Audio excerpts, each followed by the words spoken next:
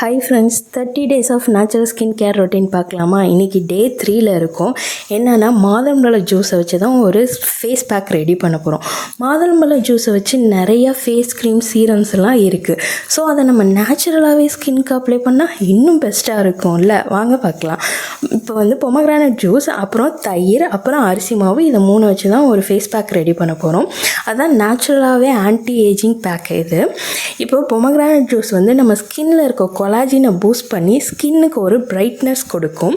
தயிரில் dead skin cells எல்லாம் remove பண்ணிவிட்டு ஸ்கின்னுக்கு ஒரு ஸ்மூத் அண்ட் சாஃப்டாக வச்சுக்க ஹெல்ப் பண்ணும். அரிசி மாவு என்ன பண்ணுன்னா நேச்சுரலாகவே அது ஒரு ஸ்க்ரப்பராக ஆக்ட் பண்ணும். ஸோ எக்ஸஸ் ஆயிலை கம்மி பண்ணி இன்ஸ்டண்ட்டாக ஒரு க்ளோ கொடுக்கும் நம்ம ஸ்கின்னுக்கு.